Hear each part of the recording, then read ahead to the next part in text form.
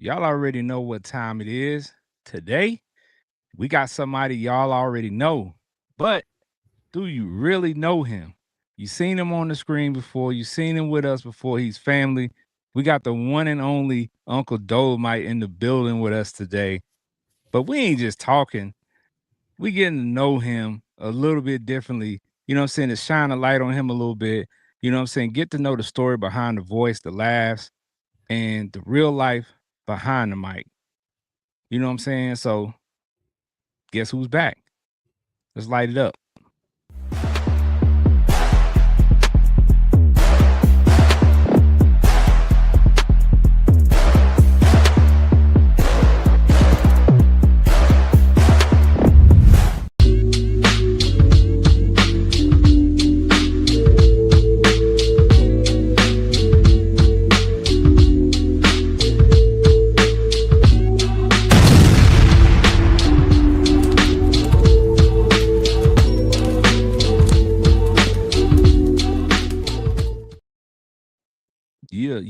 Yeah. No filters, What's no up with scripts, it? just the truth.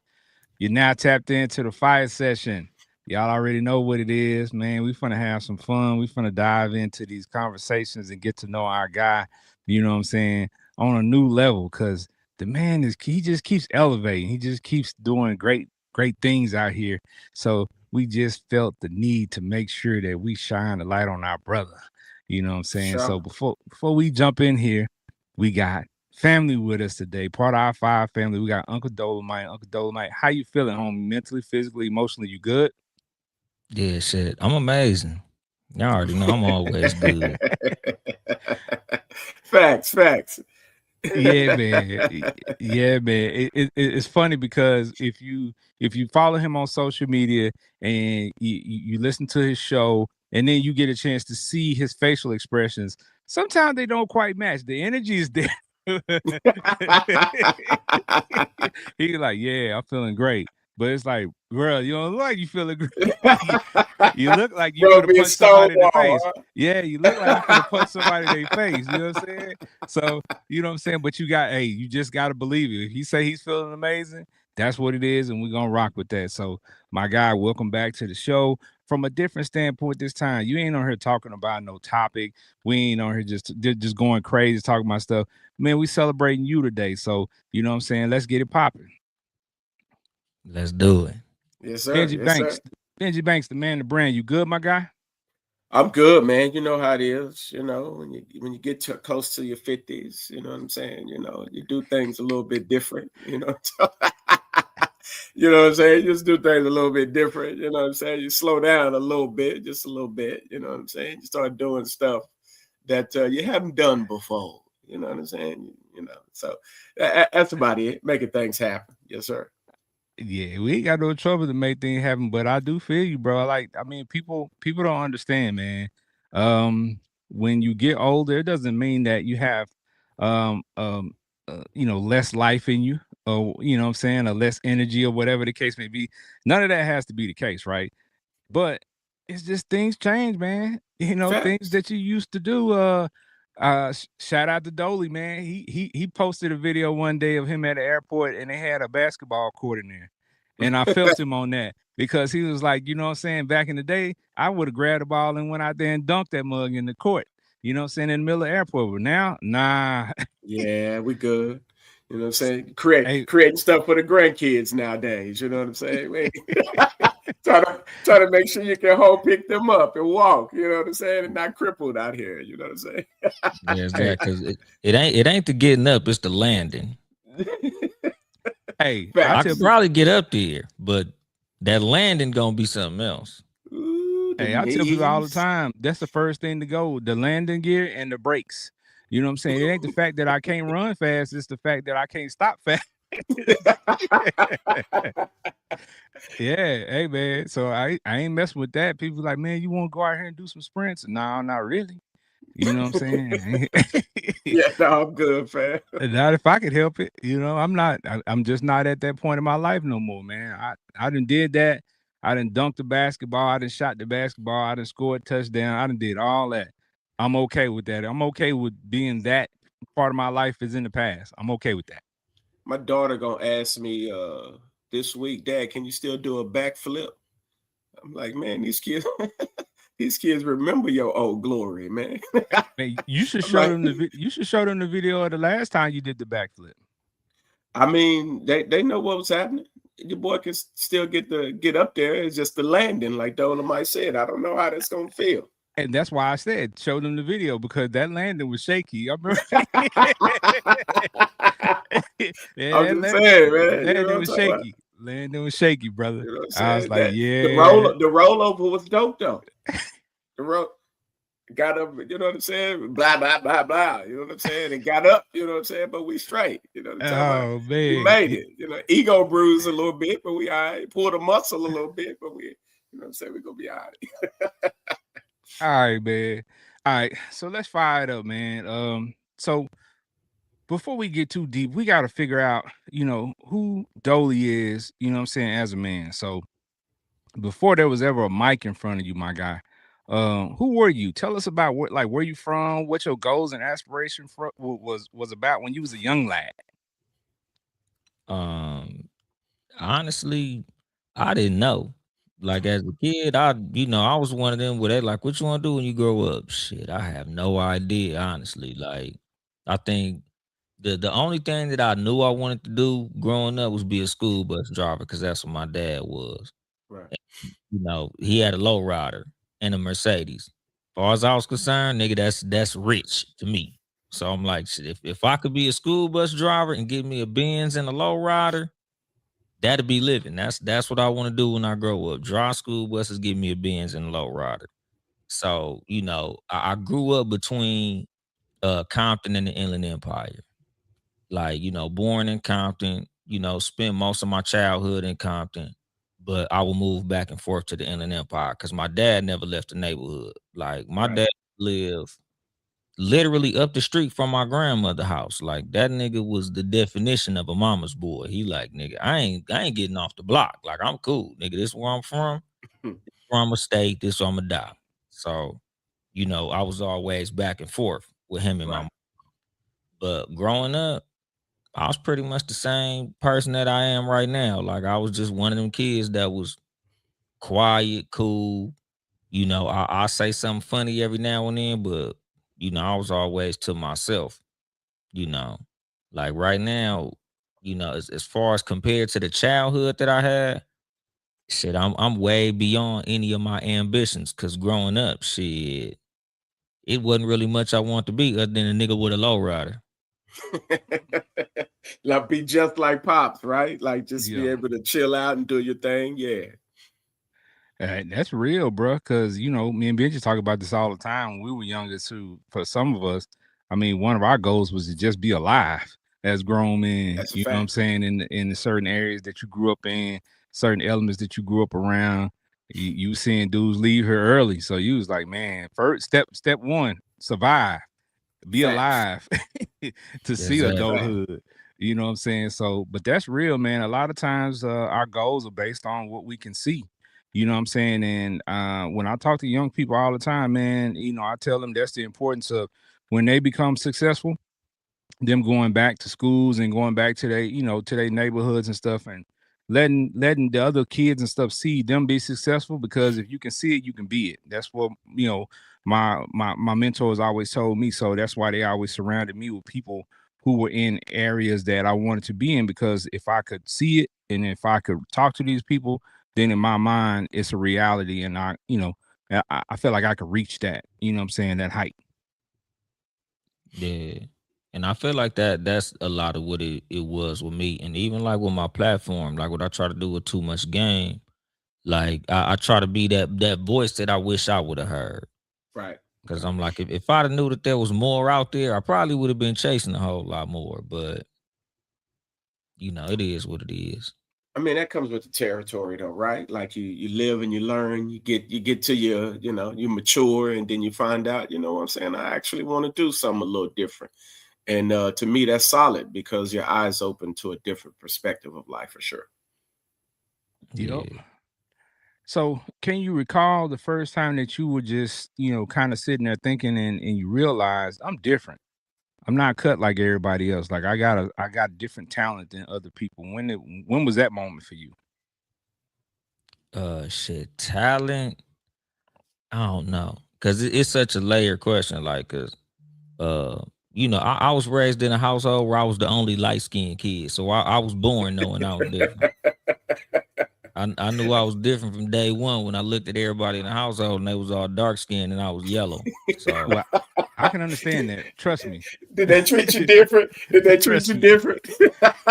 not really, because I was like I was the oldest of my mom's kids, so it's kind Yeah, of like y'all can't beat me up. So I'm like the leader of the pack, but at the right, same time, I knew I was different though. Like it ain't the same, and like I don't know, growing up talent wise, because with me, a lot of the talents that I had growing up is different than what it is right now. Like the conversation we had before we turned the mics on. Because when I yeah, was young, I was athletically talented. right. Like ran faster than everybody, jumped higher than everybody. But I never applied myself in school, so I wasn't able to hit the varsity ranks of sports because I came into school not giving no fucks. Like Right. I'm just here. I'm just here so I don't get my ass whooped. I'm just here so I don't be on punishment. Like, and it was a trip because intellectually I was considered to be basically brilliant. Like my teachers would be like, you get an A+ on every test. Like, you know, why don't you like shit? I don't know. Like, I feel like I don't need to be no mega genius to be no school bus driver and get a low rider. So nigga, I'm just here until graduation so I can go I'm ahead, just fire the school bus up and get cracking. I'm just here so I won't get fined, right? Yeah, exactly. So it was like, early in life, like I knew I was different from like kindergarten because even in kindergarten, like I would win student of the month back to back to back. Whenever we would do tests, my shit be done faster than everybody and all the answers be right and shit. So like I always kind of knew, but at the same time, like, because it was never really cultivated. I never really had nobody to direct me in no certain way. It kind of just was like, nigga, I'm just Figure it out. a special motherfucker doing regular shit. Figure That's it out as you go for sure. Like with no blueprint like laid out in front of you. So you just like, you know what I'm talking about? I'm just gonna figure it out as I go. So Yeah. but hold on. Listen to what he just said. He said he was special doing regular stuff. It's a lot of people out there that have special talents and that was just doing regular stuff. My dad always tells me, growing up, for us, Michael Jordan was like the pinnacle of basketball. And he was like, I bet you it's 5 dudes out there that's better than Michael Jordan. But they facts. just in regular jobs. They doing regular stuff because they didn't have the opportunities that he had, or they didn't see the potential in their talent. So they didn't push it any further. Where, with him, he had Some of them mama, in daddy. prison. Yeah, well, that too. You know what I'm saying? Because hey, we've seen that because we've seen footage of dudes hooping in prison. We like, bro, Can that ball, man, right? that man in the yard going for 40 every day. And you know what I'm saying? He'll never be able to utilize that talent outside of that yard because he might be in there for 25. So, but yeah, man, it's just it's sad. But again, that's why people like us are around for kids who we see talented. You know what I'm saying? The kids that we know are talented, and we can try to encourage them and encourage the parents to encourage those kids to see that there's more in life out there, man, than just what I'm saying, the stuff that they're surrounded by. Yeah. All You right, know, go ahead. go ahead. No, go ahead. Oh, no, I like I say, like that's pretty much my whole platform. Like the whole reason I do the podcast, because it's like I wish I'd have had somebody to tell me like, try this, do this, like go here. Cause like I said, I was like a kid that should have stood out that was working on fitting in. And that Yeah. was a big problem that I felt like stagnated me growing up. I can relate to that for sure because that's kind of the same thing. I wanted to sell drugs, so it's like I wanted to pimp. So that's what we saw. So that's what you gravitate to, and that's what you want to do. So that's kind of your space where you live in. So the ism and the everything was, it was more attractive than what the teachers were saying. So it's like I gravitate to this. So this is what I'm going to do. This is what I'm going to pull up on. You know what I'm saying? So, and that kind of shapes you as you go forward. So that's where your mind is. That's kind of where you want it to go. So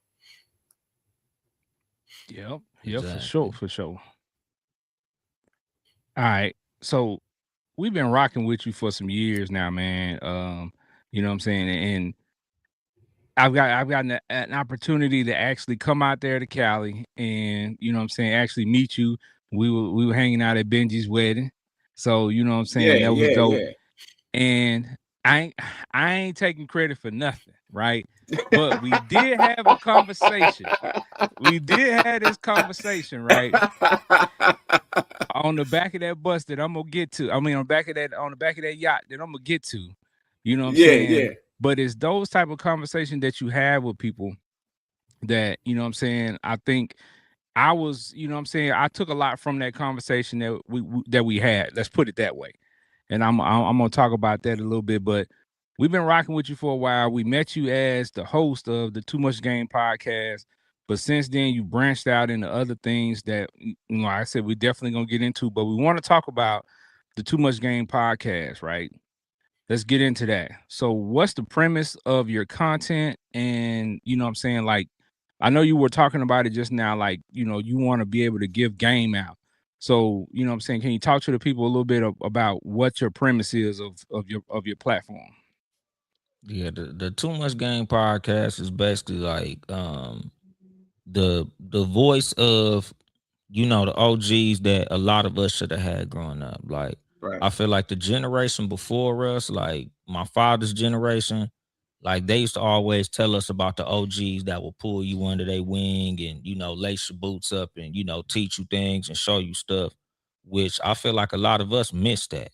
Like a lot of right, the, us of the babies of the 80s and the 70s, like we kind of was raising ourselves. Like a lot of our OGs was 5 years older than us. And a lot of us didn't even realize that, like, shit, nigga.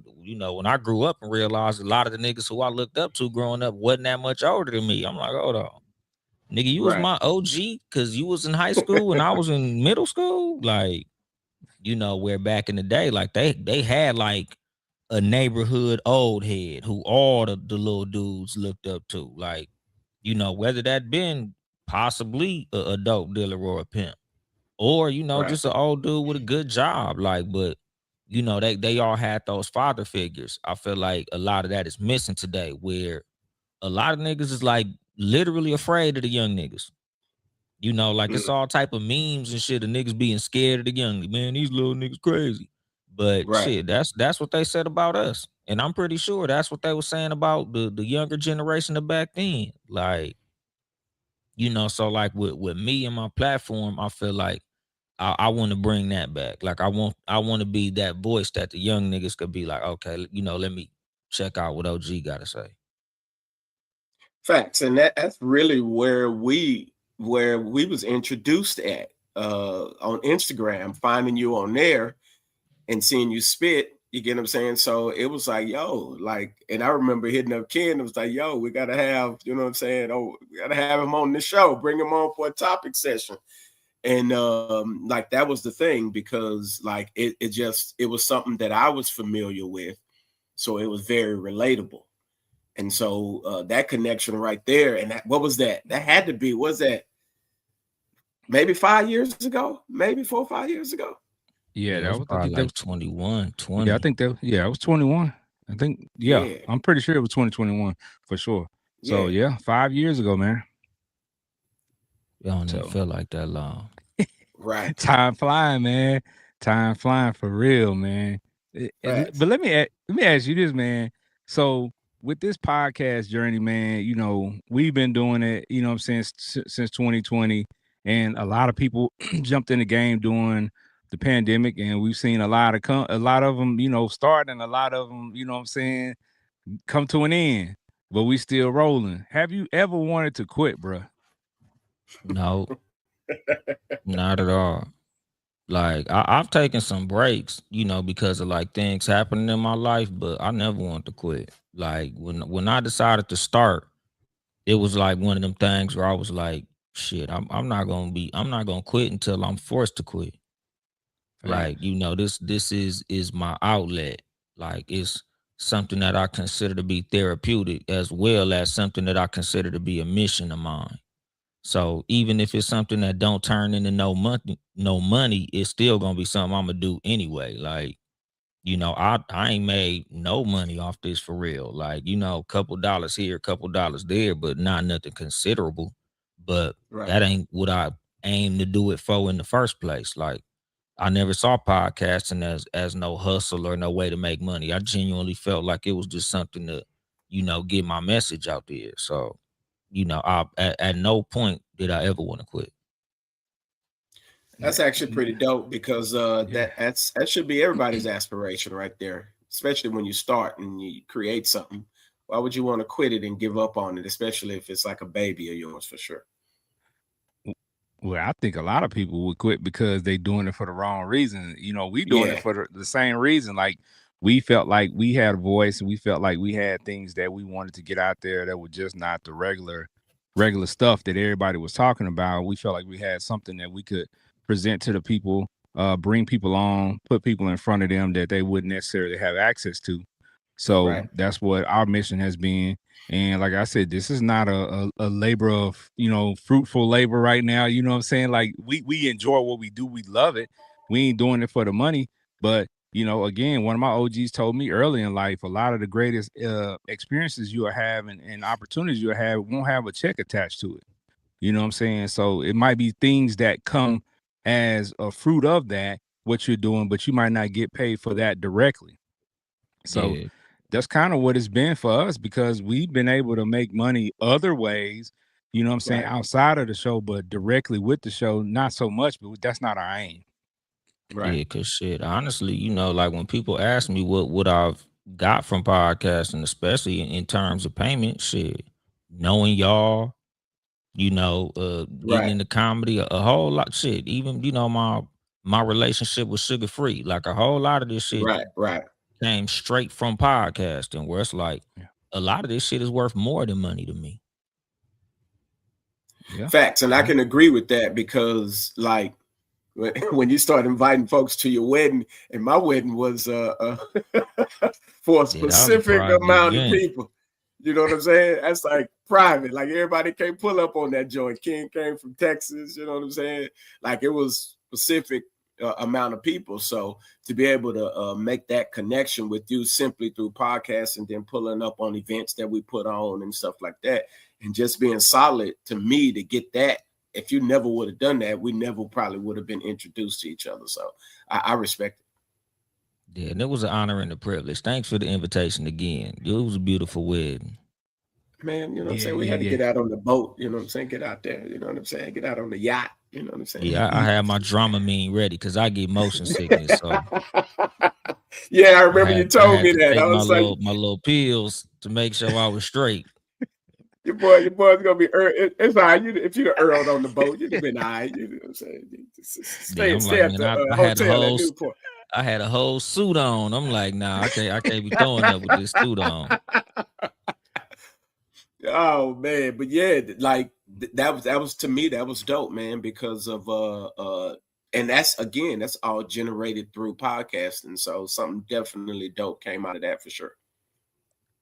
Yeah, the Yeah, networking piece is definitely special. And while we talking about this boat, let's talk about this conversation real quick that we had on the back of this boat, man. So Yes, sir. we were on the back of the boat. Benji, you was doing your thing. Me and Dolly was back there chopping it up, talking about everything, talking about the houses we were seeing. He pulled out the Dramamine and popped the Dramamine. Like we was back there just chilling, having a good time, right? So he started talking to me. I don't know if you remember this conversation though, but yeah, he started talking about the comedy.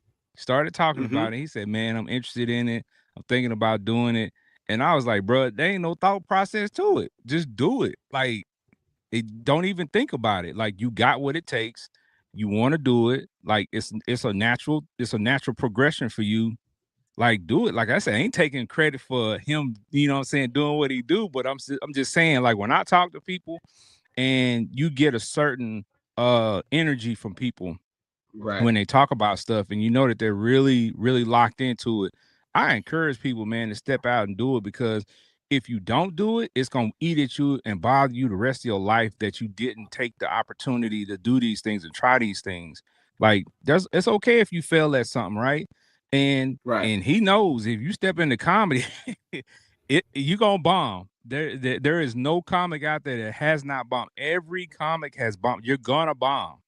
So it's about how you recover from that. So I know he's familiar with that at this point because he's been doing it for a while now. So let's kind of jump into that. So now that you've added that to your titles, comedian, so let's talk about what made you jump into that world. Um, shit, it was kind of like it's something that I believe about life in general, especially when it come to me. Like, if God want me to do something, He'll bring it to me. Right. Like, because the conversation that me and you had, like, I was interested in it, but I still kind of didn't know how to go about it. Like, that's kind of what I was asking you, when I was like, nigga, how you even get into this shit? Because you was telling, yeah, man, get into it. Yeah, do it. But I'm like, shit, I ain't know where to go, who to talk to. Like, I ain't know if it was some type of application you put in to be a comedian or what. Your boy trying to fill in for a job. He's trying to Yeah, let like, me nigga, how do you do this? Do you gotta find comedians and ask them, like, nigga, hey, nigga, take me to the comedy place to start? Like, I met Maury Richardson, my Yeah. who's now my business partner. I met him at an award show, and he did his thing, he performed, he was pretty funny.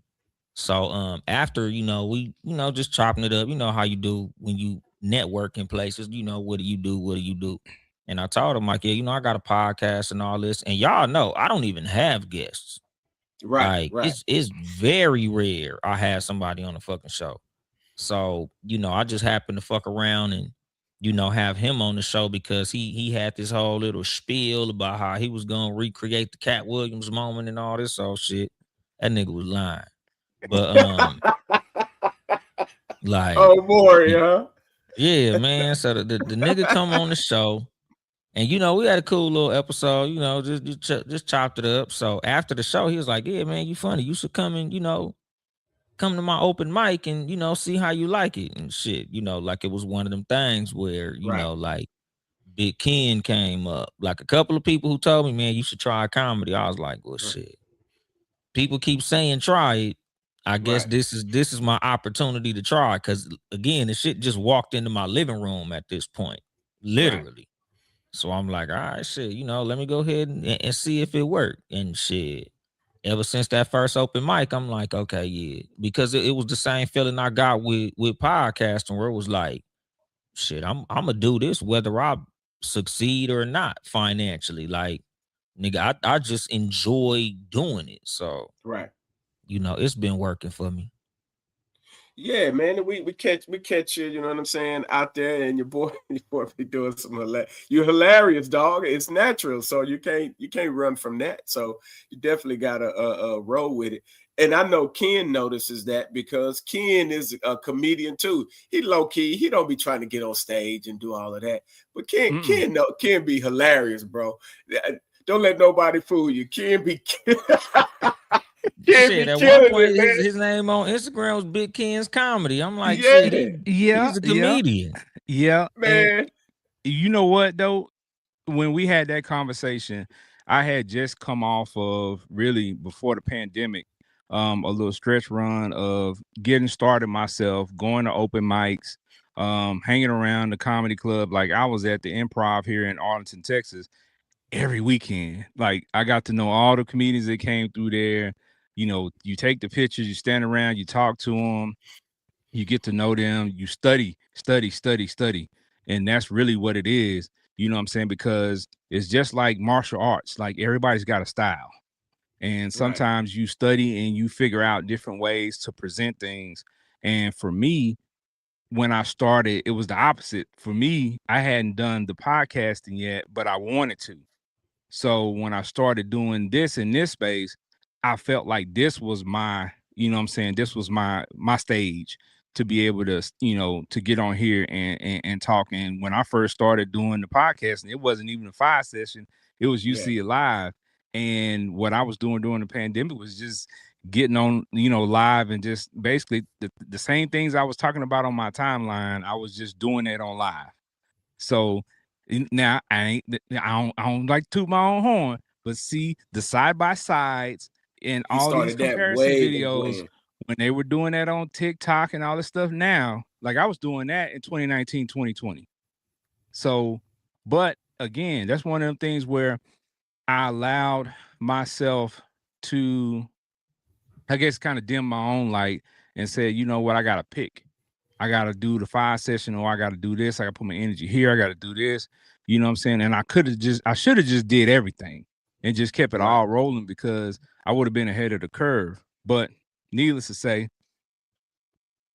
there's nothing stopping me from doing it now. And it's going to come Facts. back. It's going to come back.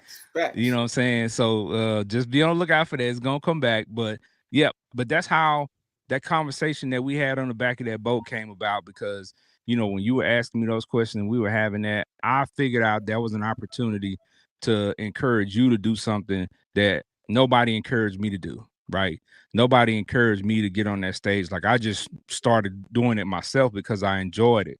But I think if I would have had more people behind me saying, yeah, do that, I probably would have been up there too.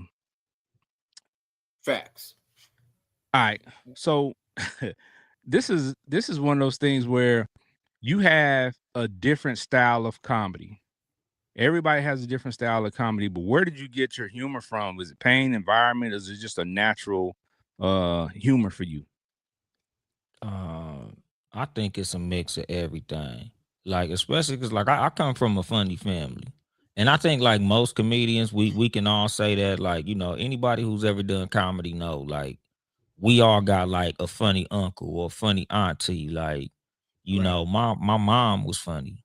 Like my cousins, we all crack jokes all day. Like when I went to Compton High, like it was considered like a fashion show school where if you didn't have a brand new everything, they was gonna roast your ass. Like whether they Right. know Right. you or not, it's on. So like with me, a lot of it comes from like sometimes a defense mechanism, sometimes a way to cope with trauma. Other times just like as the oldest sibling, like I just wanted to entertain my little brothers and sisters and shit. Like I just like making them laugh. So I grew up where everybody was the audience, and I just walk around making motherfuckers laugh. And a whole lot of what my style is just catching motherfuckers off guard because the stoic demeanor that I have, people don't expect me to have a sense Yeah. of humor at all. Yeah. Yeah. They like, this nigga got a straight face where some of the jokes I tell on stage, people ask me like, oh my God, is that really true? And I'm like, why the fuck would you think it's true? I'm on stage telling jokes. They like, well, you look dead Look serious serious while you in the was mouth. telling the joke. Like, you didn't look like you was joking. I'm like, I can only be me. Like it's hard for me Right. to get in comedy. Like I can't do the whole Chris Rock look like a comedian thing. I'm just on stage talking like this. So when I say certain shit on stage, they believe it. Like I Right. literally got a joke where I say, I want to try crack. And I remember a couple of shows, older dudes came and pulled me to the side, like, hey, young brother, that's not a Don't good do that. decision. You don't want to try that. They tried it. Yeah, and I'm like, of course I don't want to try. Nigga, I'm telling jokes. They speaking Right. from experience. Yeah, exactly. Cause I'm like, damn, homie, you was real passionate, nigga. Like, you can tell, cause when I say it, a lot of Yeah. times part of the crowd laugh and the other part cringe. Cringe. Right. Like, yeah, y'all the niggas who tried it. But see, Fact. that's what that's what Ken was talking about earlier. It's the demeanor. So it comes off and it's your own approach, it's your own style. When you first got on stage for the first time, what did you feel after that moment? Did you feel like, you know what, I could keep doing this? Or what was your thought process? How was it when after your first set?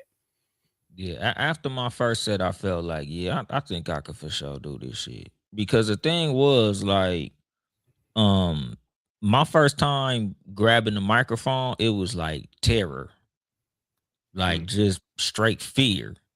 Because it's like when you do a podcast, I'm sitting in my living room. Right. So there's no immediate judgment. It's just I do my thing and then I wait for the comment section. I wait for people to hit me up and say, "Oh, that was a good episode," or even if somebody say, "Yeah, nigga, that wasn't your best work." I ain't got to deal with that shit because I'm at my crib. By the time I hear that, I ain't tripping. But when you Right. on stage, it's like that immediate pressure of like, be funny, make us laugh, Right. like, and it's that expectation that everybody has because now I'm a comedian. Like if you giving a toast at a wedding, you crack a little jokey joke and it's funny because they wasn't expecting it. If you Mm-hmm. doing like a speaking engagement and you crack a joke, it's funny because they wasn't expecting it. When you a Right. comedian, they know exactly what you came to do. So if you don't do it at a certain level, it's like, nigga, you call yourself a comedian? Right. So it's like with me not knowing, how it was gonna go after, it was kind of like with anything, like the the anticipation of the ass whooping is worse than the ass whooping itself. You know what? That So makes total sense, right? so after I got off stage, I was like, oh yeah, hell yeah. It was like riding a big ass roller coaster. Like, how when you looking at that motherfucker when you online, you like, oh shit, that's crazy. But then after you get off, you like, oh yeah, I'm riding that motherfucker again. Like, Facts. Right. Right. that's how comedy was for me. That's how it was after my first time getting off stage. That Yeah. dopamine, that adrenaline. It's like, yeah, I feel that. So yeah. But you be watching the clock sometimes. I know how that anxiety goes sometimes. Watching the clock, like, if it ain't going well, let me get off the set real quick. Yeah. It's like a fight, because it's like they be like, oh, you got 5 minutes, or you got 10 minutes, or you got 3 minutes. Depending on how the set going, Right. that's how long that time feel. Because if you killing it, you be like, damn, I'm already 5 minutes in. Damn, that was it. Right. Right. You see the light come on and you like, damn, the light. I just started. Where if you having a rough fucking set, you Mm-hmm. looking at that shit like, nigga, you cannot tell me it's only been 3 minutes. Hell no. I feel like my hair done grew up this motherfucker. Like, nigga, hell no. You Like, know. hold on, wait 1 minute Yeah, like here. nigga, Like, it done got dark while I was up here, nigga. You was not finna tell me it's only been 3 minutes. Yeah, I think most people will have no idea what it feels like to get up there, just like you said, because they're expecting you to make them laugh. And even with right. as much public speaking as I've done, the first time I got up in front of a crowd and tried to tell jokes, that's a different feeling because you got to understand, not everybody in that crowd is gonna laugh. Right. Not everybody in that crowd came to see you. You know what I'm saying? Because sometimes if you're the opener or something like that, they came to see the headliner. They ain't come to see you. Most of the Right. time, they don't even know you gonna be there. So when you up there, like you just up there, just you up there with a blank slate. You know what I'm saying? Either you can go really hard and make them laugh and be really good, or not meet their expectations because their expectation is the headliner that they came to see. So Yeah. it's just a lot of different nuances, man. And everybody thinks they funny because when you're around your partners and your homeboys and these people who know you and you got them, laughing and rolling on the ground, that's cool. But getting up in front of people who you do not know at all, anything about them, and trying to make them laugh is a whole different ball game. Trust me. Yeah, like I liken it to like it's easier to punch somebody that ain't expecting it than it is Right. to fight with somebody who know the punch is coming. Facts. Right. Because the whole essence of what comedy is catching people off guard. Right. So when people have that expectation of knowing that that's what you trying to do, like nigga, now punch Floyd Mayweather. Like it's easy when you punching on people who just standing there tripping and you just boom, because like I said, if you doing a speaking engagement or you hanging out with your homies in the garage or out there on the corner and they say something and you make a funny, it's like, oh man, that's hilarious. Right. But like I tell my homeboys all the time, when they ask me about, trying comedy, I'm like, comedy, the art is to invite people into those inside jokes. So, you know, when it's me and my homeboys, we all was there when Fat Neck Keisha tripped and fell over the skate. So we all laughing Right. because we all saw it. We was dead. Right. Now make these niggas who wasn't there, make them laugh at it. You Right. know, you got to know how to set something up to be able to hit that same punchline that worked because we was all in on the joke. Now you got to bring 60 people, 50 people, 300 people in Right. on what you think is funny. So, you know, like that's the hard part of it all. Like I tell people, you know, imagine if a nigga came up and handed you a microphone and said, make everybody in McDonald's laugh right now. Most people gonna freeze. Exactly. You got All to right. have a technique for sure. And most successful comedians, they have a technique. They kind of they know what they're doing, whether they're hitting the crowd or whether they doing crazy punchlines or whatever. What would you say your technique is when you're up there? Shit, I guess I would say like, you know, I'm a analytical comedian. Mm-hmm. Like, you know, I make like observations on shit, like where, you know, I try to find things that we all could relate to, and then just finding a cool little spin on it that people don't really expect. Like, Right. you know, because it's all about catching people off guard. So, you know, even with, you know, my joke about wanting to try crack, like we all know what crack did to the black community.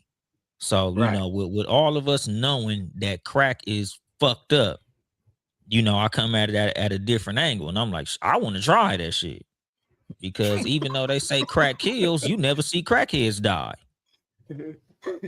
That's a You fact. know, Them folks live a of all long the time, don't they? yeah, of all the motherfuckers who we knew who was healthy, took care of themselves, and it's like, damn, man, remember Uncle James? Man, he died of cancer. He used to work out every day. And you know, Auntie, she never smoked a cigarette in her life, but you know, she died of high blood pressure.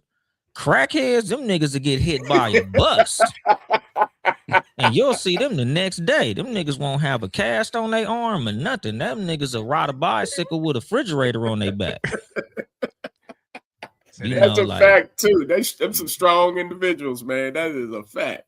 yeah. So it's like, you know, I try to come at angles of things that we all know about that we can relate to. And it's like, I got a different take on that. Right. So I feel like that's like my style, really. yeah, For them sure. crackheads done smoked that vibranium crack. You know what I'm Exactly. saying? Hey man.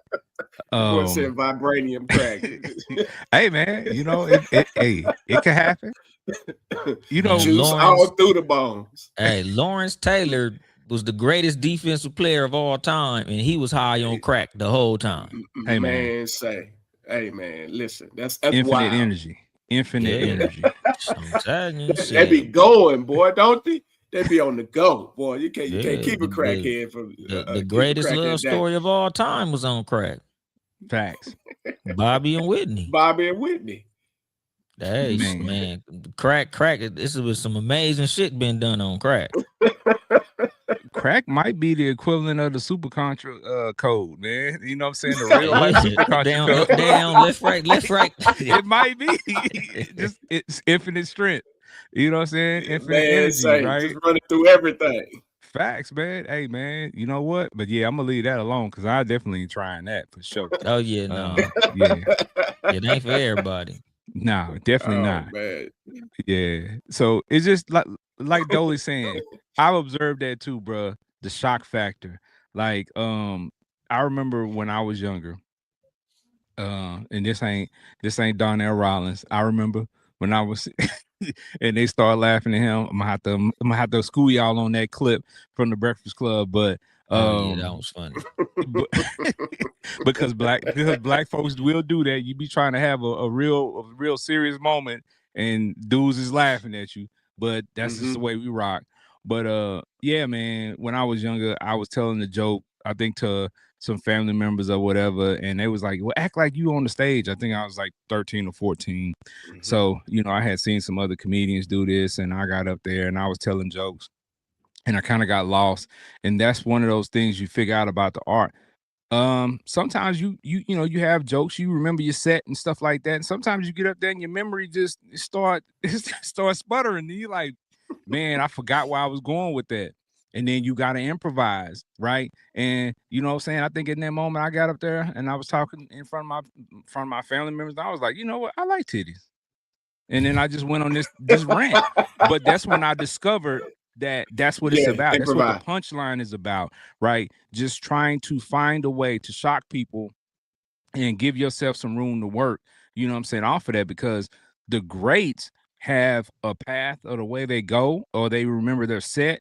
But some of them, I've seen D. Ray Davis twice in one night, right? This is something that I haven't ever observed with any other comedian live that I've seen. I've seen him twice in one night, and he didn't do the same set either time. Like he did one set the first show, and then the second show that he did, like right after that, he did another set. But he was doing some of the same jokes, but there was numerous jokes where he took a different path with it. Right. So like for me, just sitting there, because people used to laugh at me when we would be at the improv and be like, "You look so serious." Like why? Because I'm hearing the jokes, but I'm studying it. I'm trying to figure out like how is he doing this? What direction is he going? Like those say, I'm going the analytical route with it. I'm trying to, you know what I'm saying, dissect it because my style is similar to what Dolly's is. Like people say, well, Ken, you got that dry comedy. Like you don't get up there and you're not real animated and stuff like that. Nah, I'm too big to be animated. This is just, I'm not Sinbad. I'm not Sinbad, Right. even though we might look similar. You know what I'm saying? We built kind of similar or whatever, but but I ain't Sinbad. So that's not my thing, right? So when I get up there, I'm just really having a dialogue with you, and it just happens to say some funny stuff along the way. That's the way I look at it. But you know what? One other thing I was going to ask you, Dolly, and I'm sure people have asked you this before, because when I first started looking at your platform, I'm like, this dude right here be saying some stuff, and he just say whatever he want to say on his platform. He'll say it whatever way he wants to. So you know what I'm saying. And for everybody, it's not their cup of tea, right? It's not what they, you know what I'm saying. It's not what they tune in for. They tune in to hear some stuff, but then they say, well, he said this and he said this word and he said, oh man, I don't know if I can deal with that. Has anybody ever approached you like that? Or have you ever been approached and people feel like you need to tone it down on stage or your podcast? Yeah. Like, and the crazy part is, a lot of the people who have told me to tone it down as far as podcasting have been people that had a bag for me. But, like I always tell motherfuckers, like I genuinely look at that as, what they call selling your soul. Like me personally, if I can't do it the way I want to do it, I don't want to do it because it's not mine, it's yours now. If I'm doing it the way you want me to do it, it's not my shit no more, nigga. Now I'm doing it for you. Now it's a job. Like, I don't want nothing that I do to become a job. Like, I got go a job already, right? exactly. I go clock in to do what the next motherfucker want me to do. Like, I'm not finna do what y'all motherfuckers want me to do on something that belong to me. Like, not even for the money. Like, a whole lot of the motivation of me getting this big ass chain is like to let motherfuckers know, like, I don't need your little money. So if it's a situation where you want to try to mold me to do something you want me to do, nigga, you do it. I do what I do, how I do it. Like, I don't need your little money. Like, do I want to get money from what I do? Of course I do. But, if it costs me selling, the way that I do what I do, it ain't worth it. Because at the end of the day, like, I sleep peacefully at night knowing that everything I'm doing in life, I'm doing it because I want to do it, not because the next motherfucker got me doing it. Like, nigga, I dedicate my time driving the truck doing what a motherfucker want me to do. Outside of that, nigga, once I clock out, nigga, it's Dolemite time. Like, I'm doing what I want to do, however I want to do it. So, I've only had a couple people say it, like in comedy where, and most of it is like audience, like, oh, the jokes would have been so funny, but you talk about pussy a lot. People like pussy, shit. I mean, that's a natural fact, right? You can't hide that. Yeah, and the thing is, like I tell people, like, nigga, we get paid for the attempt to make you laugh. Like, nobody is firing 100%. So, there's gonna be some people who gonna love the set. There's gonna be some some people who gonna hate the set. Like everything that I do for the motherfuckers who like it, not for the people who don't like it. So if you don't like it, shit, nigga, you know, there'll probably be 3 other comics on this motherfucker that you might enjoy. I just wasn't one of them. I'm cool with Right. that. It's facts.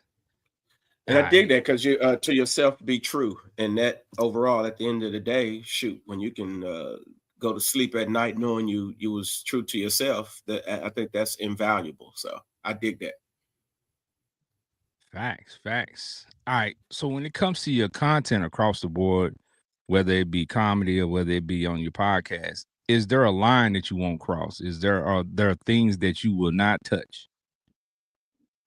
Honestly, like I just believe that anything that I do, as long as it ain't no victims, is cool.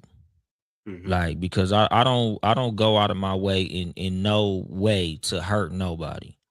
Right. Like, you know, I like making motherfuckers laugh. I like helping people. So I don't feel like, you know, as far as a line that I would cross, the only line I wouldn't cross is blatant disrespect to anybody. You know, Mm-hmm. like unless it's a situation where me and you was in conflict and I gotta do you, then it'll be that.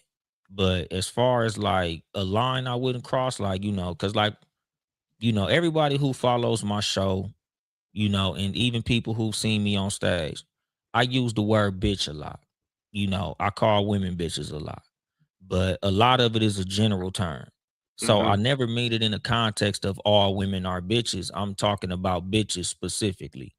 You know, sometimes I might be talking about bitch ass niggas. Like, you know, bitch ain't a specific term to nobody. So I'm like, it's not meant to hurt nobody's feelings.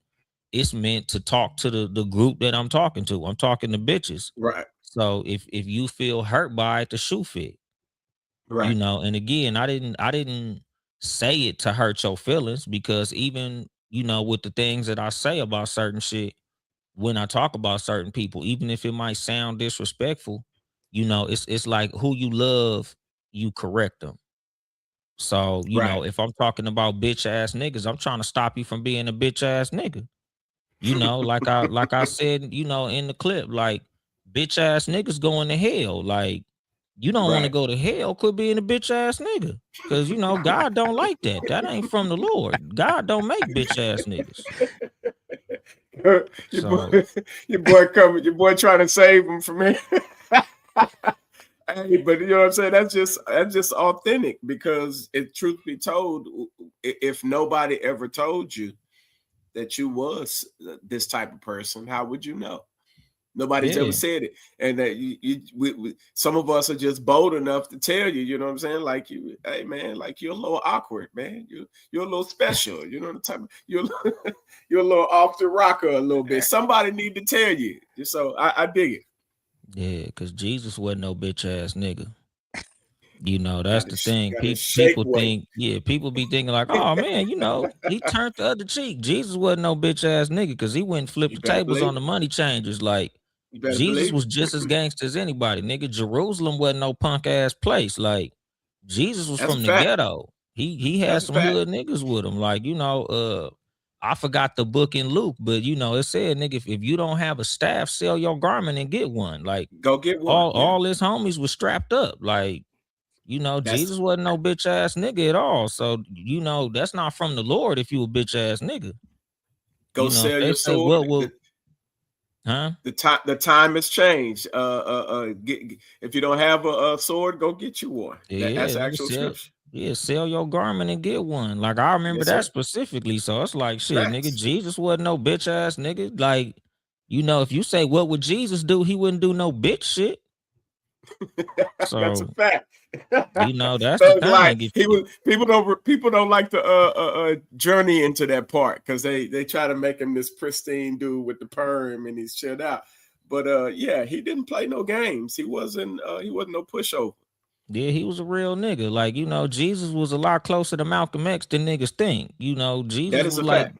like Tupac without the profanity. So it's like, you know, Jesus wasn't no punk. So if that's your get down, you know, tighten up, nigga. Like that's pretty much what I'm talking about when I'm using the word bitch in context to men. And same with women. Like, you know, as a woman, you can be in tune with your emotions and things like that. But it's like if you moving in a way where you doing things that victimize people, like, that's what when I talk about, like punk ass bitches. Like, I'm not saying in the context of women being weak or nothing like that, but Right. if you displaying certain characteristics, then you fit into this category, and I want you to stop. Like, nigga, I try to exercise the demons of bitch ass niggas and punk ass bitches. So I'm not saying it to be disrespectful. I'm saying it, out of love. See, He'll say it in the friendliest, most see, I'm telling you, complimentary way as possible. Yes, sir. if Boondocks was still on, Uncle Dolemite would be a great Should be character for on. Boondocks. That's a fact. That's a He fact. would Put definitely, him he on would there. definitely be great on Boondocks. Put him on there with Matt Crip, whatever his name is, Oh, and Crip Charleston Matt. White. Crip Matt. That nigga Crip Matt crazy. That is a Oh fact. man. That is a Oh fact. man. All right. So when you were on stage, man, on your show, have you ever said something that somebody reached out to you and was like, "Man, you pissed me off with that," or you ran somebody hot and you ran them hot? Not really. Like I said, I think the only times I've ever really been approached on some negative shit is usually the crack joke. Mhm. Like the older crowd, a lot of them ain't really a fan of that because they genuine, like, again, they take me more serious than they supposed to. Like, Right, it's a right. joke. I'm not promoting crack. I don't want none of y'all niggas to try crack. Crack still whack. It's not a good thing, but to me it was funny. So a lot of times, like, I'm willing to have the conversation. Like, I don't run from nothing, even accountability. So if they feel Right, like it was something that I said, I'm like, at the end of the day, like, I don't do these jokes at elementary schools. right. Do it True. Y'all in grown motherfuckers. Like, if y'all niggas listen to a comedian and try crack, nigga, God wanted you to. That was God's will for you to smoke crack. Cause, nigga, what the fuck would you listen to me telling jokes and decide, damn, I'm gonna smoke that some nigga crack. right. I'ma try some of that shit. Like, come on, my nigga, tighten up. Hey, that's when you realize, even though it's adults, all of them ain't wrapped too tight. Yeah, Exactly. and Cause like somebody I got it. said, Somebody yeah. got to say something. Age and maturity is two different things. Same with That is a fact. intelligence. Like, That's a nigga, fact. just cause you advanced in age don't mean you advanced in intellect. Ain't nothing worse than an old fool. Yeah. Man. Crazy. All right. So with that being said, especially with comedy now, there's a big thing where, people sensitive, man. The crowd sensitive. I've been at, many, many nights where of course I went to a Corey Holcomb show and there was a stud. The stud got mad at Corey Holcomb's jokes and decided that she wanted to go joke for joke with Corey Holcomb. And as they always say, the comedians are professionals and you will lose. And Right. she lost and she ended up getting put out. But it's like, people got to know, first of all, when you go to see a comedian, especially the headliner, know who you going to see. Like, know what type of jokes this person tells. You should not be in the crowd yelling, they saying this or they saying that and yelling at this person. I don't care how drunk you are. Know your people. Go see the comedians that you're interested in. Don't just be out here buying tickets, randomly and then being upset with the content that they're talking about. But what I want to ask you, though, is, man, is comedy still real, or is people too sensitive, or people out here being too careful? Do you feel like that's taken away from the craft? I honestly feel like comedy it's in a cool space because for the most part, motherfuckers still saying what they want to say. It's just, like, as far as the mainstream go, like, certain, sucker shit. But as far as, like, from what I've been seeing in comedy, like the comedy scene, they letting a lot of people, talk their shit. Like, I'm not really mad at it, especially because, like, it's at a certain level where it start getting watered down. Like, once you start getting to that Kevin Hart, you on ABC, CBS, and NBC, then you gotta talk a certain way. Like, the game is the game. Like, I ain't mad at it.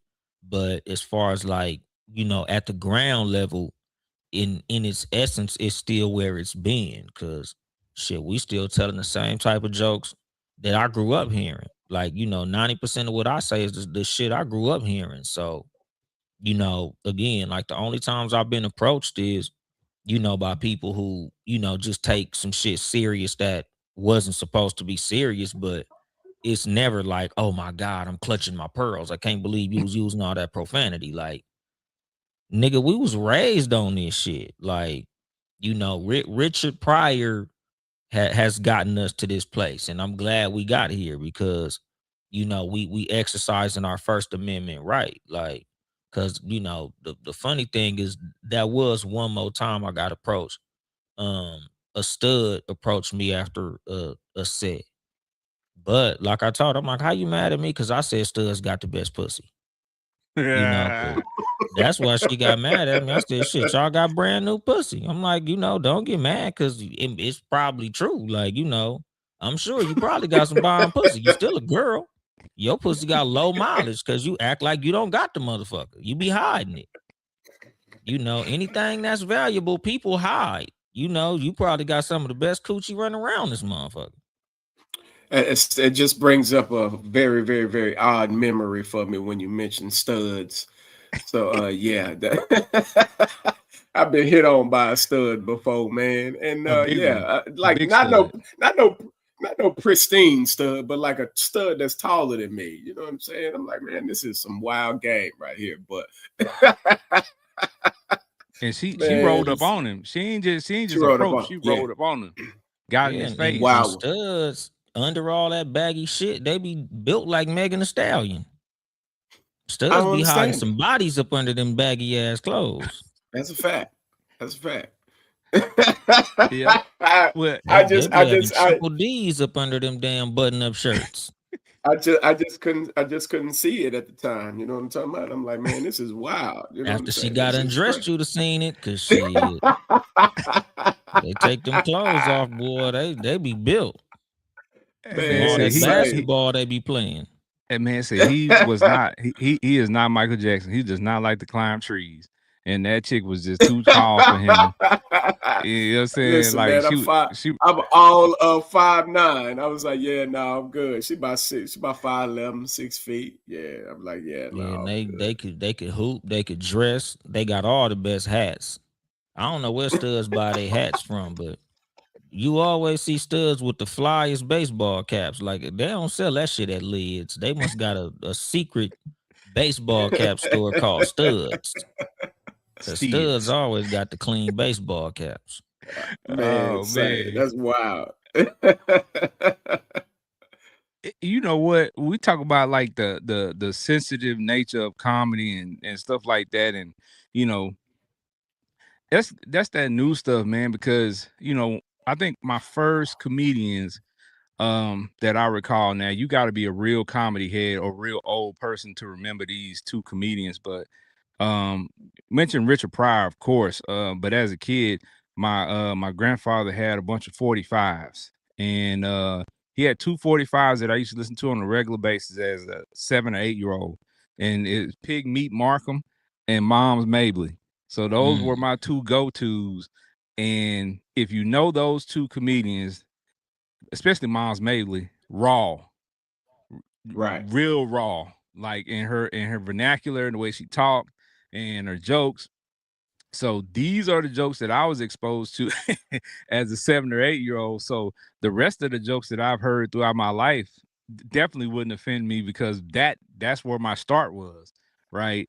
So, but I mean, especially with the stud stuff now, shout out to Drewski with the studs, you know what I'm saying? People being upset about him embracing the studs, but hey, like I've been saying, maybe he knows something y'all don't because he taking a chance and y'all ain't. So hey, it is what it is. To each his own. You know what I'm saying?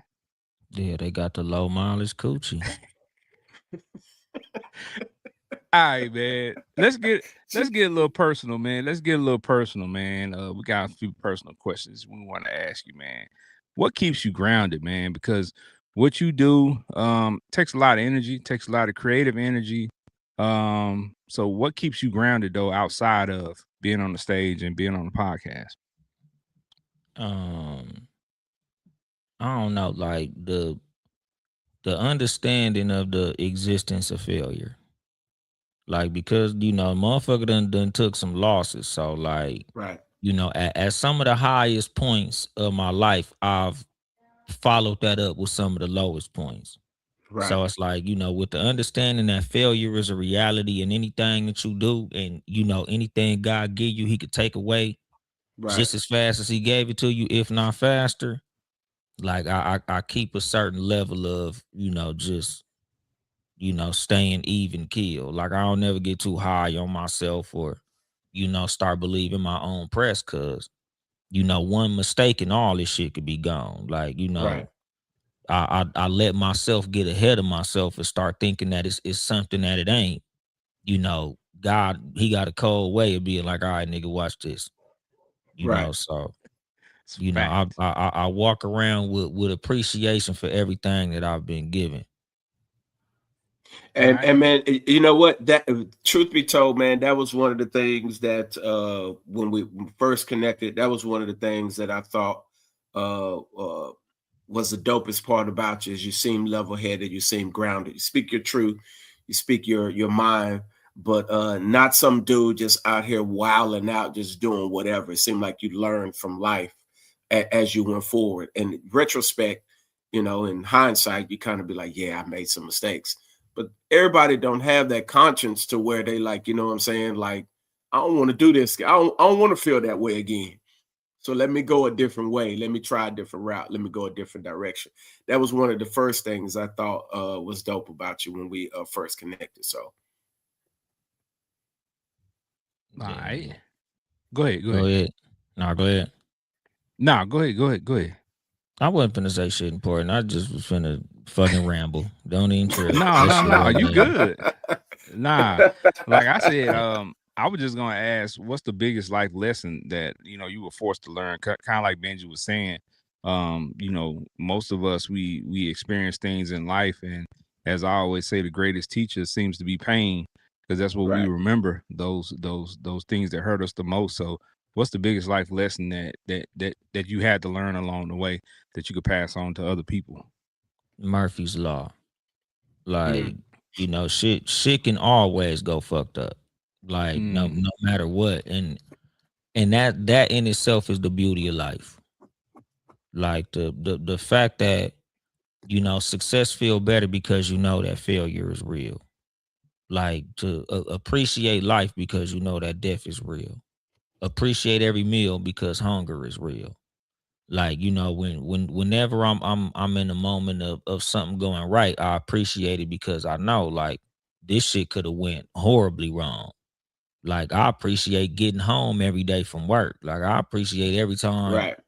like I step out the house and get to come back into the house. Cause a lot of niggas didn't know that was gonna be their last time stepping off their front porch. And even in times when, shit ain't going right, like when shit going fucked up, like, people don't even really know when I'm going through shit, because even when I'm going through something, I keep a positive mindset because, Yeah. it's like even though I might not be able to see the sun right now, I know it's hiding behind the clouds. And once the clouds move, it's gonna be sunny again. So it's like, I don't never get too high or low because, it's a roller coaster. So, it's gonna have its ups and downs. So in life, appreciate the good and the bad, because chocolate don't taste good without the bitter and the sweet. Right. facts, facts, facts. Okay, okay. Y'all, I mean, too much game. It's too much game right there. You know what I'm saying? Facts. Like Yes, sir. for real. All right, so we're gonna turn it up a little bit. We're gonna turn up a little bit. Turn up the fire a little bit. I got a new session. It's called the rapid fire session. And what I'm gonna do is I'm gonna give you some options. And you have to answer short, quick responses. No long drawn out explanations. You just gotta give me the answer. Get in, get out. All right. You Yeah. ready? Yeah, All right. So first one up, cancel culture. Real or fake? fake. Money or peace? Peace. Podcasting or stand up?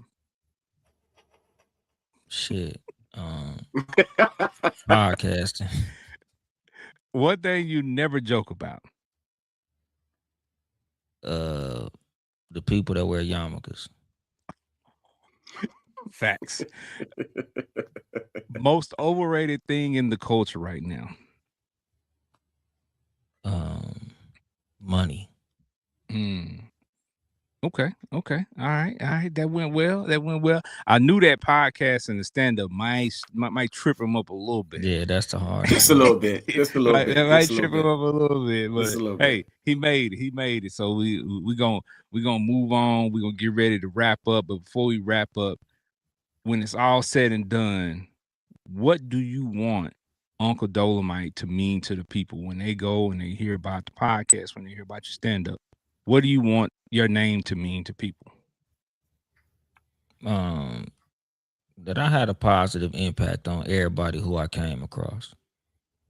Like, you can't put your net worth on your headstone. Like, that shit don't matter. So, that ain't nothing. Like, I just want to be known as, like, everybody who came across me knew me as a solid dude. Like, I gave you something that you could use for good. Whether it was some information, a laugh, a good vibe, cool conversation, or just, like, a ear to listen. Might put a couple dollars in your pocket. But, I just want to be known as a motherfucker who, everybody who came across me left with a positive image of me. Okay.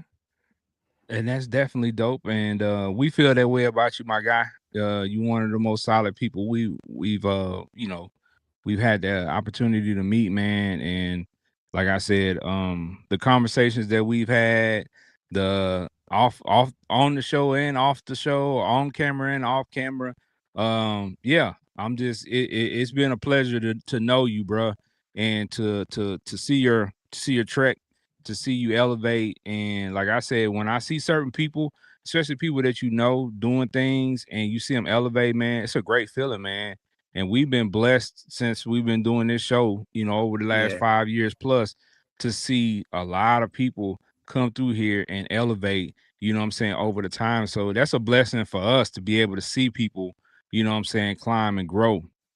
So, man, we appreciate you, and what you provide to people, because that's the information that you're putting out there, man. People gotta, listen and listen intently to learn. And as I say all the time, people, don't miss the message because of the messenger.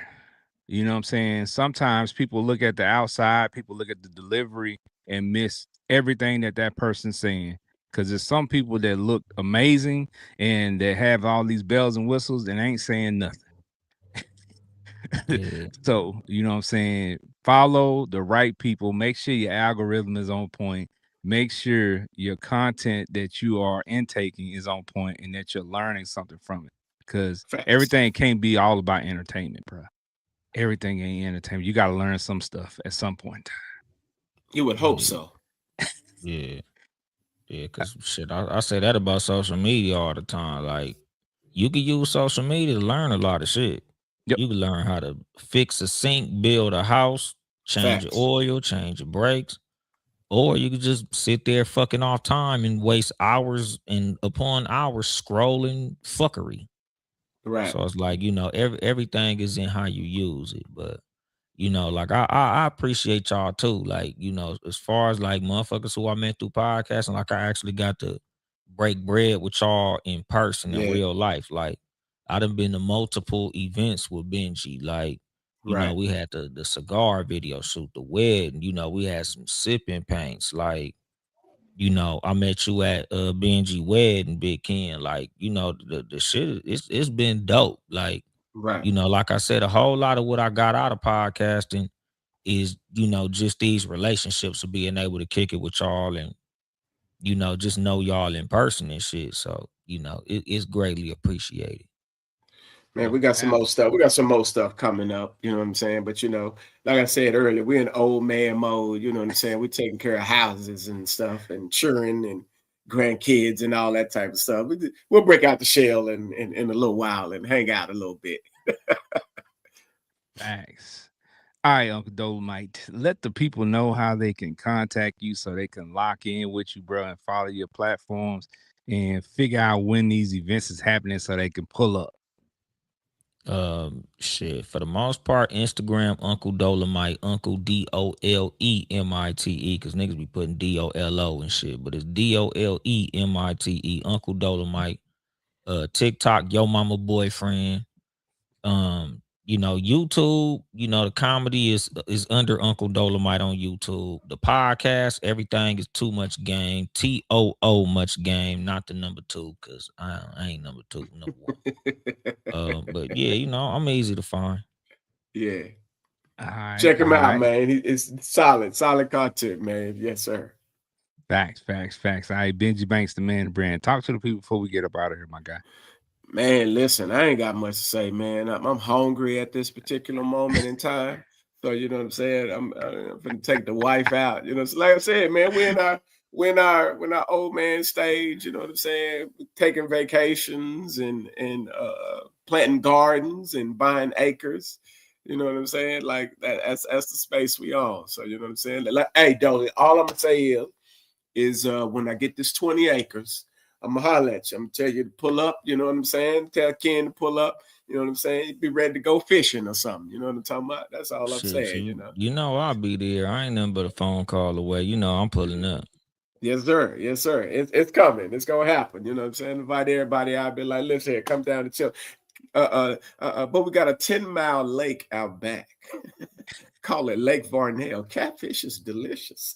That's what I'm trying to be on right now. So you know what I'm saying? You know what I'm saying? We're gonna be there in a short while, you know what I'm saying? But I'm gonna hit you up. I'm gonna let you know what's happening. I'll be there. Yes, sir. Facts. All right, man. Listen, if you didn't feel this episode, you were tripping. You might need to run it back. It's a lot of gems in here. It's a lot of great information. Yeah, we always gonna entertain you. We always gonna cut up and laugh and do these things, but you know what I'm saying? We just want to make sure that it's not just laughs. We want to give you information that you can apply in real life, give you a real perspective, and tell you some real truth. And that is from the one and only Uncle Dolemite tonight. So we hope you enjoyed that.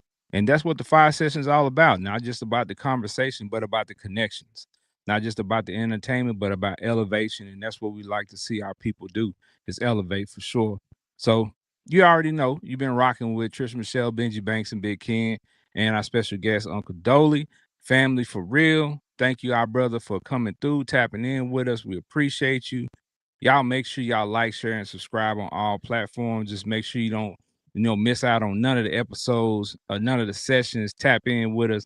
And remember, if it didn't challenge you, it didn't change you. So step up to the plate. Until next time, keep your energy high and keep the circle around you solid.